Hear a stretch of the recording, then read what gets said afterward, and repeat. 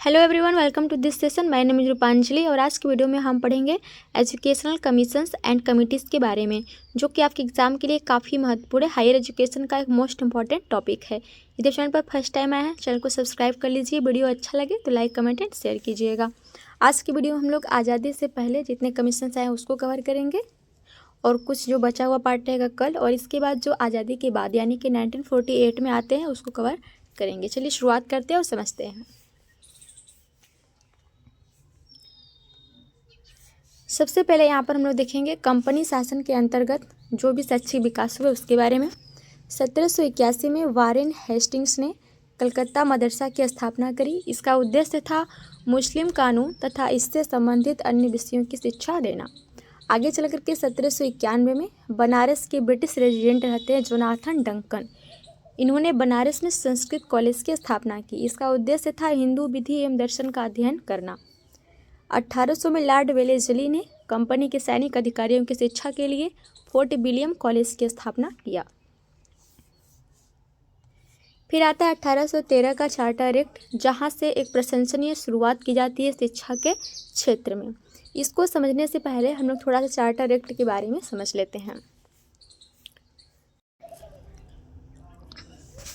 यहाँ पर टोटल जो चार्टर एक्ट रहते हैं 4 रहते हैं, जिसमें सबसे पहले आता है यहाँ पर 1793 का चार्टर एक्ट।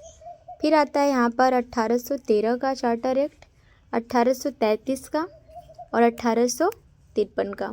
अगर इन चार्टर एक्टों को समझने थोड़ा सा और हम समझें तो सबसे पहले 1773 में यहाँ पर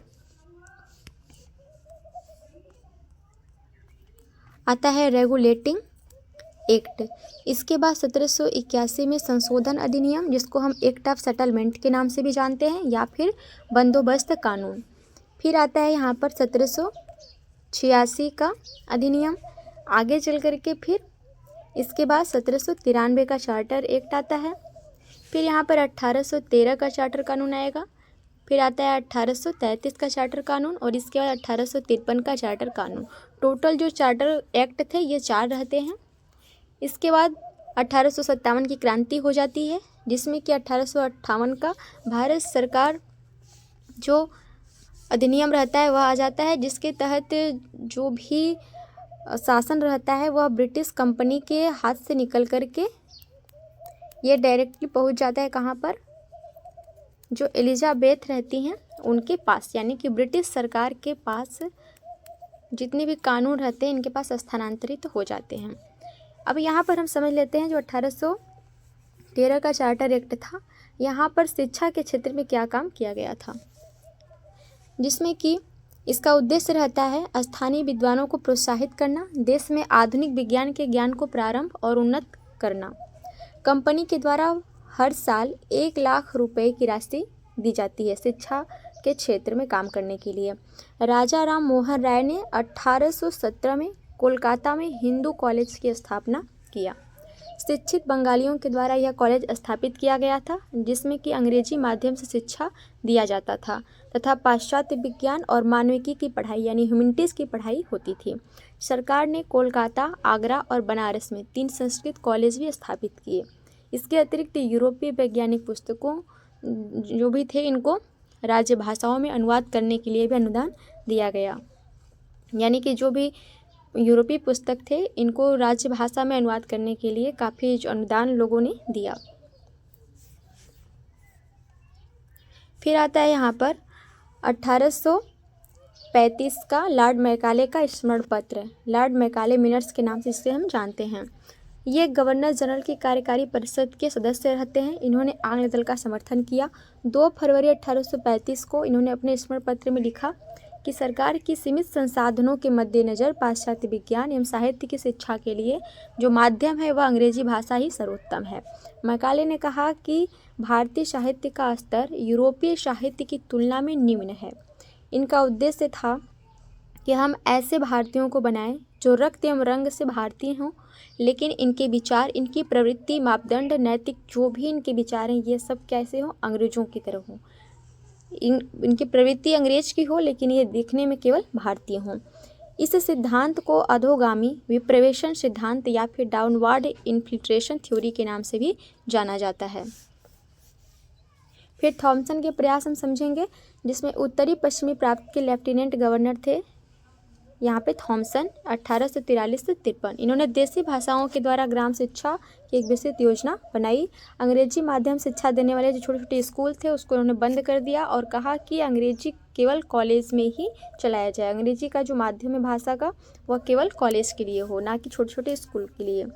फिर आता है चार्ल्स वुड का डिस्पैच 1854 में, जिसे भारतीय शिक्षा का मैग्ना कार्टा भी कहा जाता है।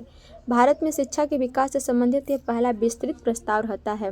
सरकार से कहा गया कि वह शिक्षा का उत्तरदायित्व स्वयं वहन करे।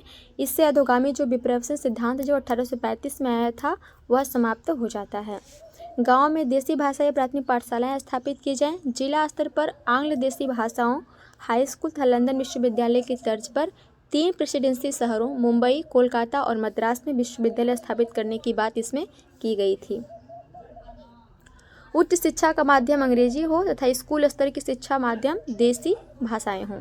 स्त्री शिक्षा की बात की गई, वैश्विक शिक्षा की बात की गई थी। तकनीकी विद्यालयों एवं अध्यापक प्रशिक्षण संस्थानों की स्थापना की बात इसमें की गई थी। जो IITs होते हैं सर्वप्रथम जो 1854 का वुड डिस्पैच रहता है, इसी के तहत ये आते हैं। निजी प्रयत्न से प्रोत्साहित करने के अनुदान की बात यानी ग्रांट इन एड की जो पद्धति थी सर्वप्रथम 1854 के वुड डिस्पैच के तहत ही आती है। 1857 में कोलकाता, मुंबई और मद्रास विश्वविद्यालय खोले जाते हैं। बाद में सभी प्रांत शिक्षा विभाग का गठन भी किया जाता है। 1840 से 58 के बीच में स्त्री शिक्षा के लिए कार्य किए जाते हैं, जिसमें 1849 में कोलकाता में बैथुन स्कूल की स्थापना JAD बैथुन के द्वारा किया जाता है। ये इस शिक्षा परिषद के अध्यक्ष रहते हैं। पूसा बिहार में कृषि संस्थान की तथा रुड़की में यांत्रिकी संस्थान की स्थापना किया जाता है।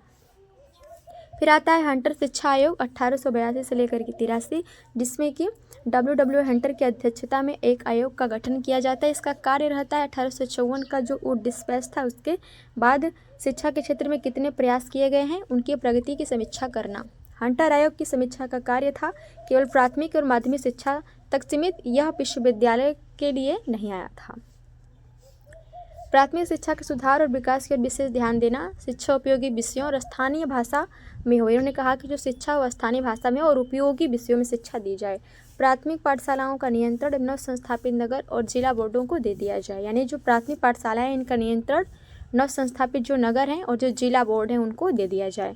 माध्यमिक शिक्षा का 2 खंड होना चाहिए, पहला साहित्यिक, दूसरा व्यवहारिक। जो साहित्यिक था यह विश्वविद्यालय के लिए था, जिसमें कि किताबी ज्ञान की बात थी। दूसरा व्यवहारिक था जो कि भविष्य निर्माण के लिए जिसका जिस क्षेत्र में टैलेंट है उसके हिसाब से उसको ज्ञान देना ही था।